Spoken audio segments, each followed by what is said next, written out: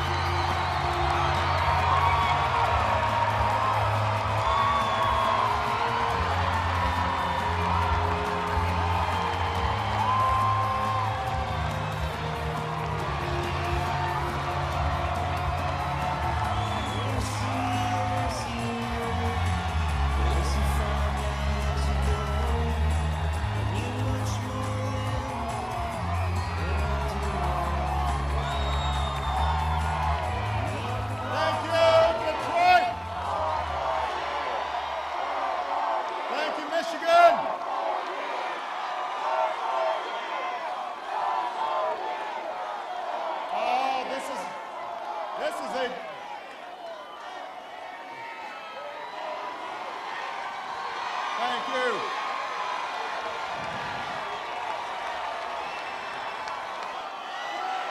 Thank you. Thank you.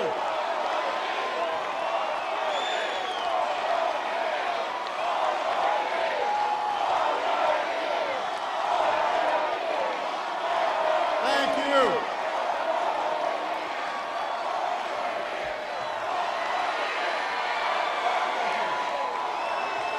Thank you, everybody.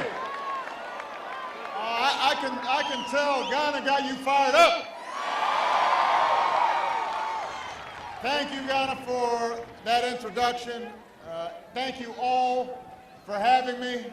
It is good to be back in Detroit.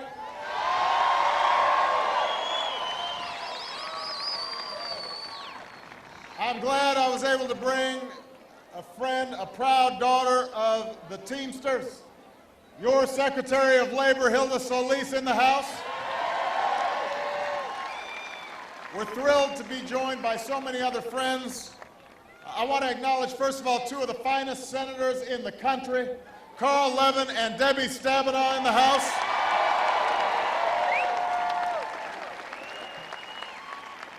People here and across the country, SEIU President Mary Kay Henry, Teamster President Jimmy Hoffa, UAW President Bob King, Utility Workers President Mike Langford. We are proud of them, and we're proud of your congressional delegation. who are working every single day with your state and local elected officials to create jobs and economic growth and prosperity here in Michigan and all across the country. I am honored, we are honored, to spend this day with you and your families, the working men and women of America. Low grilling, because you've been working hard. You've been working hard to make ends meet. You've been working hard to build a better life for your kids. You've been working hard to build a better Detroit. But that's not all I'm going to talk to you about. I also want to talk about the work you've been doing for decades. Work to make sure that folks get an honest day's pay for an honest day's work. Work to make sure that families get a fair shake. The work you've done that helped build the greatest middle class that the world has ever known.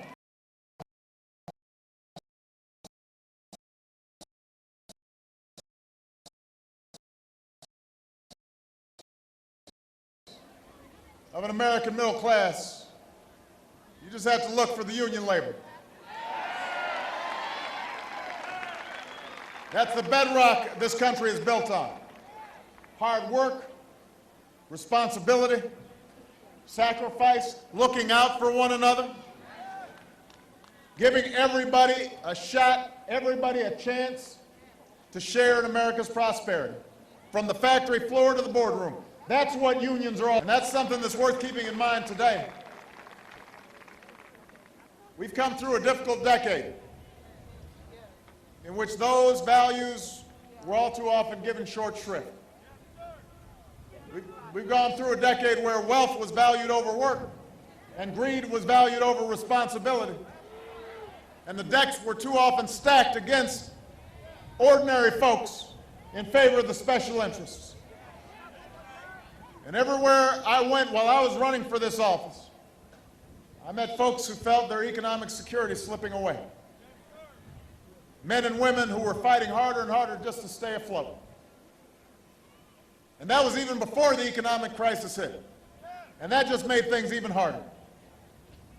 So these are tough times for working Americans. They're even tougher for Americans who are looking for work. And a lot of them face in our country today. That's at the core of why I ran for president. That's what I've been fighting for since I've been president. Everything we've done, it's been thinking about you.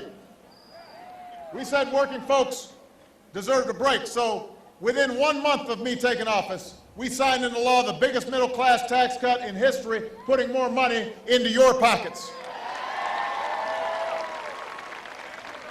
We said working folks shouldn't be taken advantage of, so we passed tough financial reforms that ended the days of taxpayer bailouts and stopped credit card companies from gouging you with hidden fees and unfair rate hikes, and set up a new consumer protection agency with one responsibility: sticking up for you. We said that if you're going to work hard all day to provide a better life for your kids, then we're going to make sure that those kids get the best education possible. So we helped keep teachers on the job. We're reforming our public schools, and we're investing in community colleges and job training programs.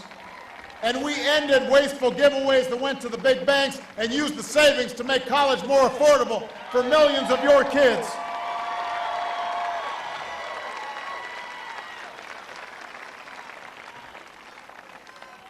We said that every family in America should have affordable, accessible health care. We said you shouldn't be discriminated against because you've got a pre-existing condition. We said young adults without insurance should be able to stay on their parents' plan. We got that done for you. And here's what else we said, Detroit. We said that American auto workers could once again build the best cars in the world.